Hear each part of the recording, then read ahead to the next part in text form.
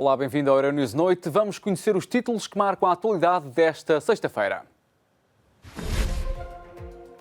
Jean-Claude Juncker critica a nomeação de Ursula von der Leyen para Presidente da Comissão Europeia. Diz que o processo de escolha não foi transparente.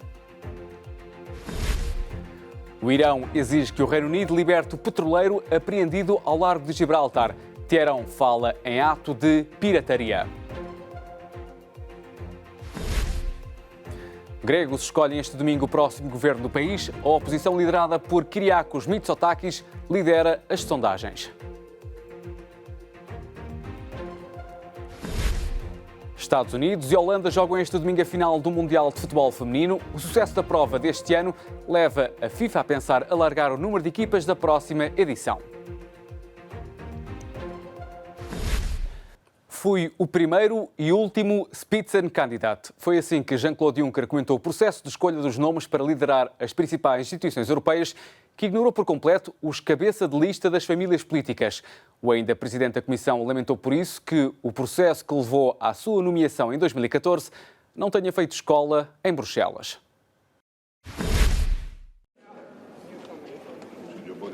Apenas uns dias de sair da Comissão Europeia, Juncker, sem papas na língua, criticou a escolha de Ursula von der Leyen para o cargo que o próprio ainda ocupa.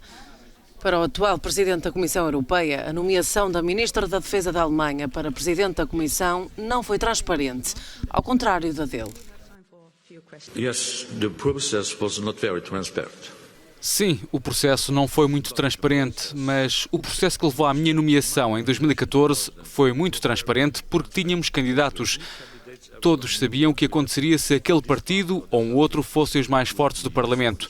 É uma esperança a de voltar para o que, infelizmente, não se tornou nenhuma tradição. Ursula von der Leyen foi nomeada pelo Conselho Europeu para ocupar o cargo, mas a nomeação ainda tem de ir a votos no Parlamento Europeu. E só se aprovada é que se torna oficial. Martin Schulz, o ex-presidente do Parlamento, já tinha criticado a falta de transparência do processo. A senhora von der Leyen tem certamente boas qualificações, mas o processo que a levou a esta posição, que a levou a ser candidata, é um processo que atrasa a Europa. Um processo de chegar a acordos à porta fechada. O Parlamento Europeu também não fica bem na figura, mas do nosso lado, ninguém votou a favor deste processo. O processo aqui criticado é o processo Spitzenkandidaten, lançado há 5 anos. Diz que o Presidente da Comissão Europeia tem de ser escolhido entre os candidatos apresentados pelas principais famílias políticas europeias. Ursula von der Leyen escapou a este processo.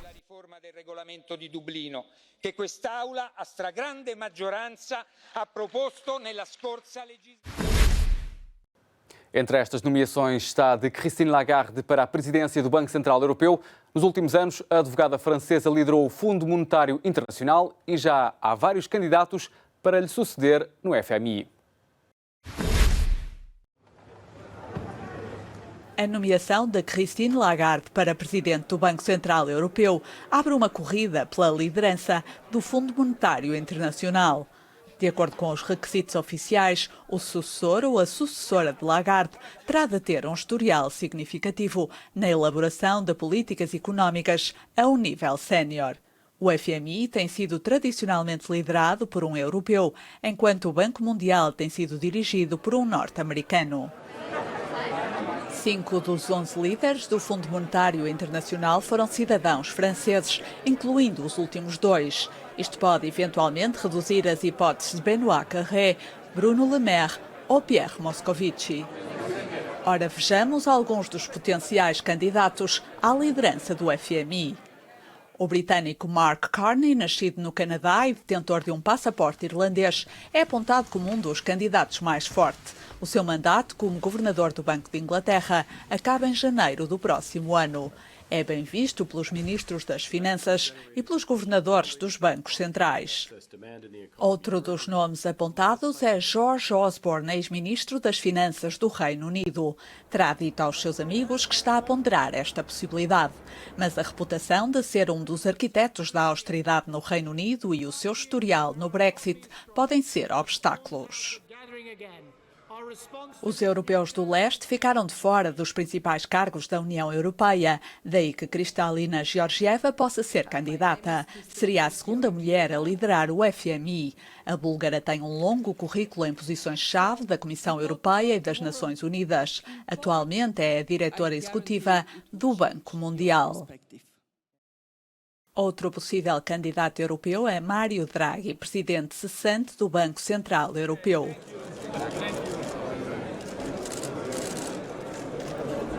Com 71 anos, ultrapassa a idade limite para o cargo. Mas se Christine Lagarde pode dirigir o Banco Central Europeu sem ter experiência em política monetária ou em bancos centrais, pode ser que haja alguma flexibilidade, tendo em conta o largo currículo do italiano Mário Draghi.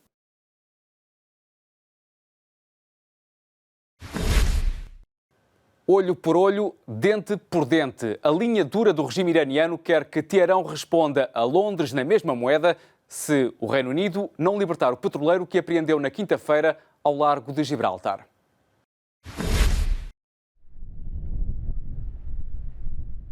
Teherão pediu a Londres a libertação imediata do petroleiro iraniano apreendido ao largo de Gibraltar, no que considera ser um ato de pirataria. O Irão transmitiu o seu descontentamento ao embaixador do Reino Unido em Teherão.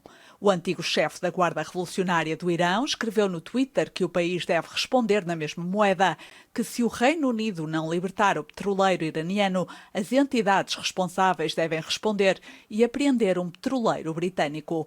As autoridades iranianas dizem que o navio apreendido quinta-feira pelas autoridades de Gibraltar com o apoio da Marinha Britânica se encontrava em águas internacionais.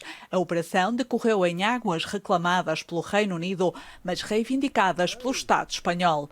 O Reino Unido diz que o petroleiro Grace One é suspeito de transportar petróleo para a Síria, violando as sanções impostas ao governo de Damasco.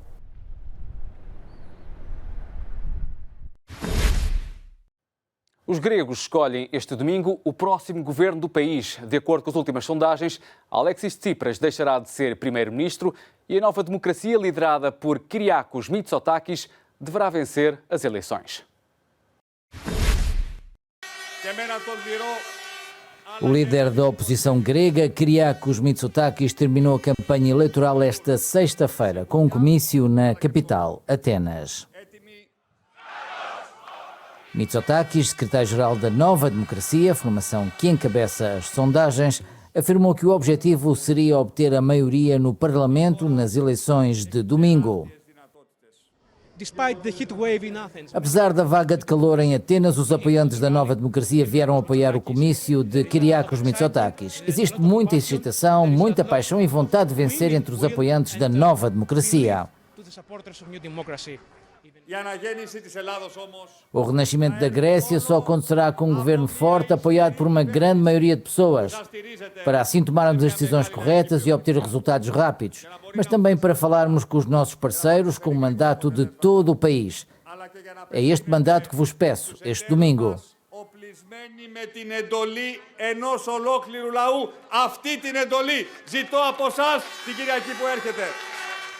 Em maio passado, o Partido Nova Democracia foi o grande vencedor das eleições europeias, com uma margem superior a 9% frente ao Syriza. Mitsotakis espera atrair o voto da classe média grega, desgastada pela carga fiscal imposta pelo governo liderado por Alexis Tsipras.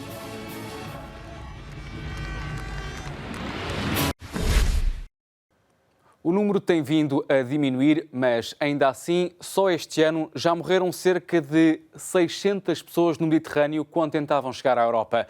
A União Europeia ainda não conseguiu chegar a um consenso sobre a forma de lidar com o problema e os migrantes continuam a arriscar a vida. Um navio da organização alemã Sea resgatou esta sexta-feira 65 migrantes de um barco insuflável ao largo da Líbia. A pequena embarcação estaria sobrelotada e com pouco combustível. No mesmo dia, o governo de Malta anunciou que um navio da sua marinha vai encarregar-se de transportar para um porto na ilha os 54 migrantes resgatados na quinta-feira pela organização mediterrânea, após Itália ter recusado dar porto seguro. A médica italiana Giulia Berberi conta que encontraram os migrantes num barco de borracha, mas como estavam na zona de busca e salvamento Líbia, os líbios vinham buscá-los, então recolheram-nos de imediato para bordo. o mar Mediterrâneo continua a ser palco de tragédias. Na quarta-feira, uma embarcação que teria 86 pessoas a bordo naufragou ao largo da cidade de Zarzis, na Tunísia. Mais de 80 estão desaparecidas, havendo registro de apenas 3 sobreviventes.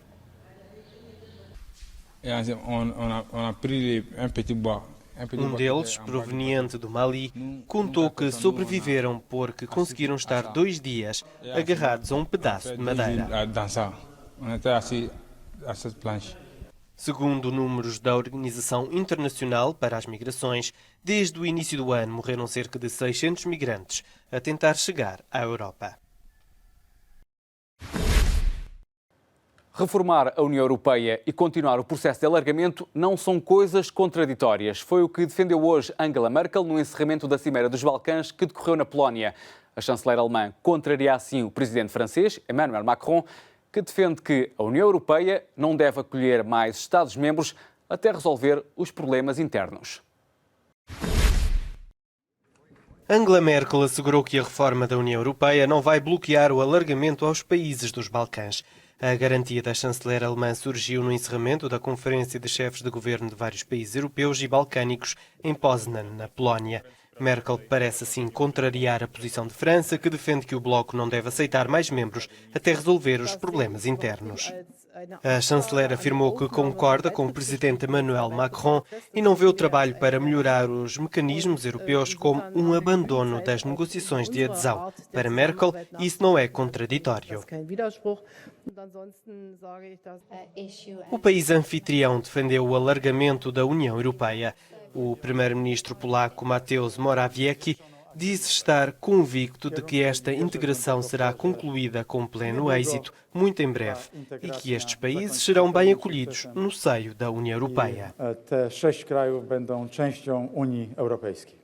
Bósnia e Herzegovina, Sérvia, Kosovo e Montenegro esperam ser os próximos Estados a aderir à União Europeia. O processo de adesão tem sido adiado devido aos problemas internos do bloco e à instabilidade na região dos Balcãs. Está a ser o Mundial de Futebol Feminino mais visto de sempre e o sucesso da prova levou a FIFA a anunciar a intenção de alargar de 24 para 32 o número de equipas presentes na próxima edição. A ideia ainda vai ser debatida e cabe às associações a palavra final no assunto. Enquanto isso, em Lyon, no sudeste de França, Estados Unidos e Holanda preparam-se para jogar a final deste domingo. Na cidade francesa de Lyon, a excitação é visível a poucos dias da final do Mundial Feminino de Futebol, prevista para domingo. Frente a frente vão estar as equipas dos Estados Unidos e da Holanda. Entre as jogadoras norte-americanas reina a apreensão após declarações controversas da lateral Megan Rapinoe, que disse recusar-se a aceitar o convite para visitar a Casa Branca em caso de vitória. A avançada Alex Morgan afirma que se trata de um problema prematuro e que será a equipa a tomar a decisão final. Penso que vamos tomar essa decisão uma vez terminada a partida de domingo. Tem-se falado de forma prematura sobre a Casa Branca e sobre Trump, mas primeiro teremos que fazer um negócio e penso que todos vocês já conhecem a resposta. O sucesso do Mundial já levou o presidente da FIFA, Gianni Infantino, a anunciar planos para alargar a competição das atuais 24 para 32 equipas. Infantino descreveu a atual competição como a melhor de sempre e afirmou que havia chegado a altura de investir a sério no futebol feminino.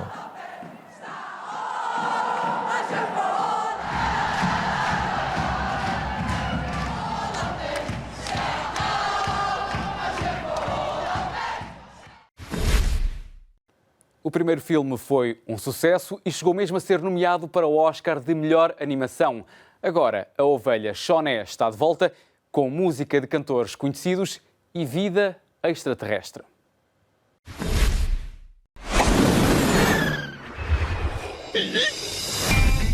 Sean's back. A ovelha Choné está de regresso e desta vez recebe a visita de uma extraterrestre chamada Lula. A ovelha vai tentar ajudá-la a recuperar o disco voador e a regressar ao planeta de origem. Da banda sonora faz parte o tema Lazy, que resulta de uma colaboração entre a cantora australiana Kylie Minogue e a banda britânica The Vaccines.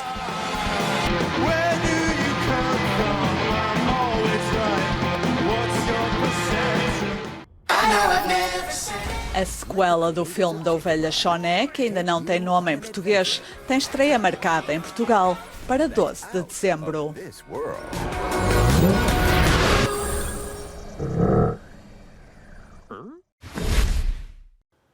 O regresso da ovelha Choné a fechar hoje o Euronews Noite. Obrigado pela companhia e não perca já a seguir a entrevista ao presidente de Moçambique, Filipe Nyusi. Tenha uma boa noite.